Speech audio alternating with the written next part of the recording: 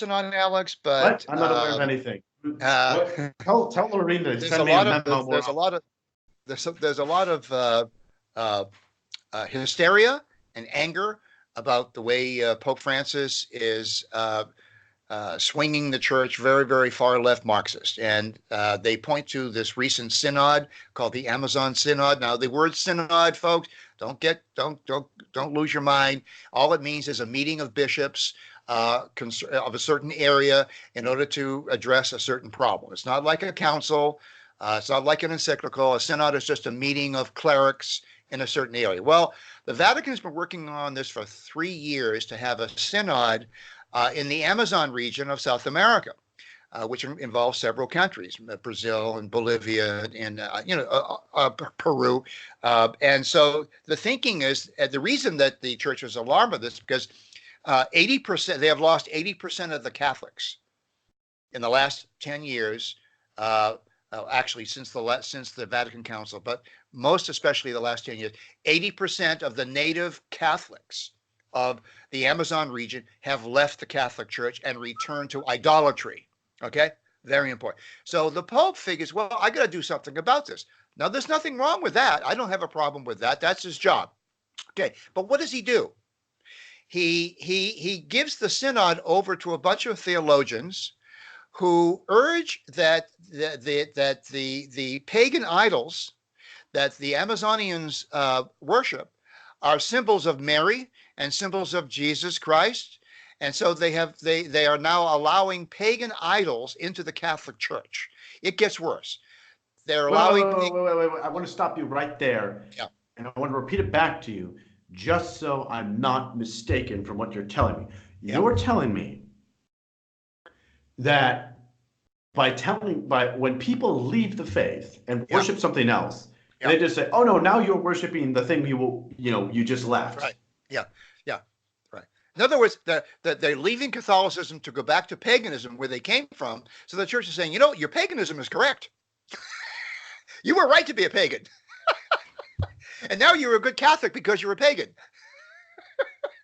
I mean, I know it's Catholic, but it's not that Catholic. Okay, there's one goddess that they worship, the fertility goddess. It's a wooden statue of a naked Peruvian woman, and she's pregnant.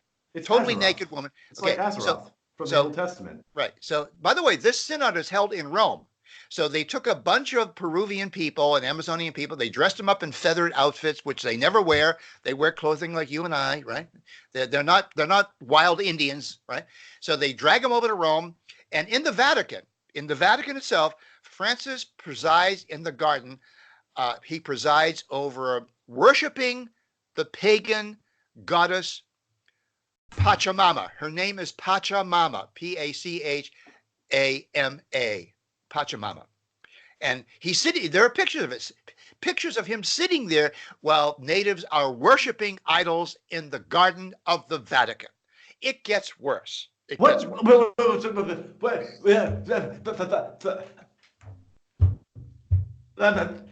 mean, I'm not even Catholic and I'm offended. No, it doesn't. Come on. Did they okay? Oh, let me guess. Did they start doing blood sacrifices of virgins? No, they haven't reached that point yet. But speaking of getting worse, the other shoe is that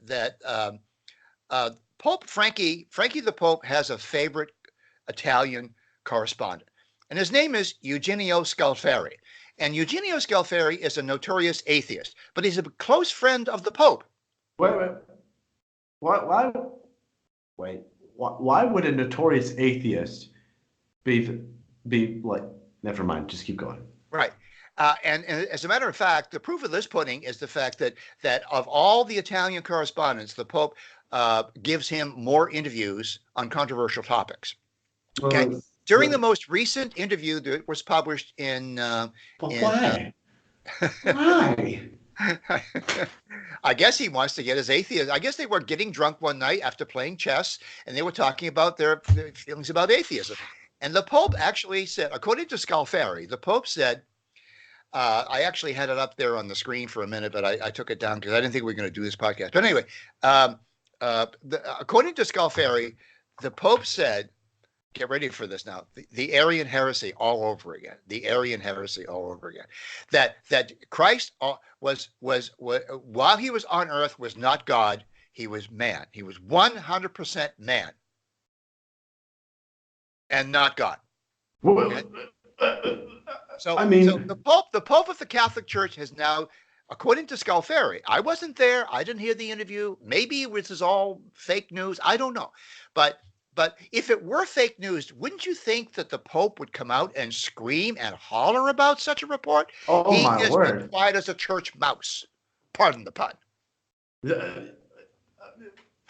I mean, it's like he's trying to destroy faith in Catholicism as quickly as possible. I don't understand. What is, from his perspective, how does he see this as, bringing the people to the true church? How does he conceive that, this is the grand plan for making everyone Catholic Well, again? you have to go back to the fact that he was indoctrinated as a seminarian into liberation theology, which began in Chile.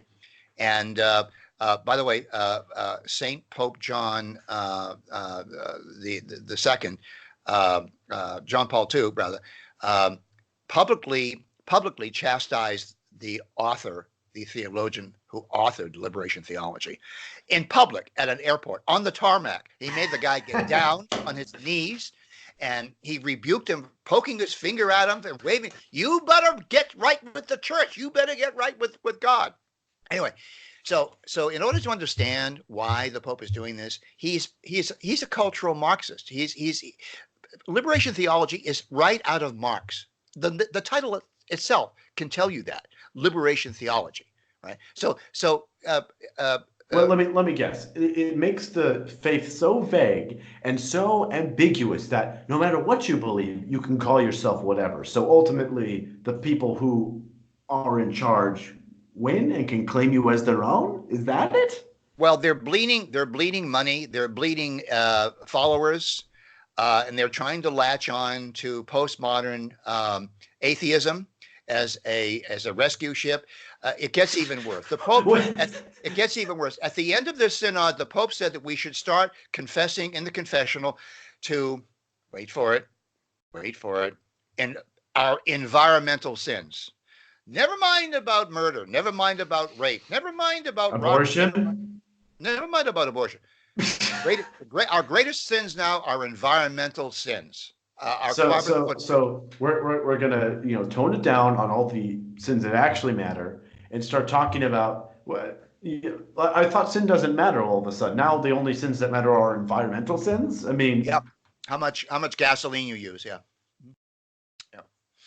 I mean, he does realize that there's millions of sick, poor all around the world that the Catholic Church did help. I believe that for several years, if not centuries, the Catholic Church was the #1 biggest charity in the world. Yes. Yeah. Oh! Speaking of charity, there's a charity called Peter's Pence, and a $500 million has disappeared. Peter's Pence. This is the latest thing from the Vatican. Peter's Pence is a collection of all the charities. any poor person or any rich person who wants to help the Pope's favorite charities, they contribute something called Peter's Pence. Well, $500 million has gone and disappeared, and the Vatican, the Italian police, and Interpol are investigating cardinals and bishops and monsignori and priests. Have been named in an indictment for absconding with $500 million. Okay? I mean, it's almost like the Pope is trying. I've said it before. I'll say it again. He's like racing as quick as he can to he's like a suicide bomber running into the Vatican. And he's making me very happy because I have predicted in my blog that the last Pope is going to be our next Pope. Not this Pope, but the next one. I mean, he's destroying the Vatican and destroying the papacy, and I'm very glad at that. The Catholicism will continue. The faithful will continue to have their faith. He will not destroy the Catholic faith. He is destroying the Catholic Church, and I'm delighted about that. Cheers. We'll see how it all goes down. Bye-bye, Alex. God bless you.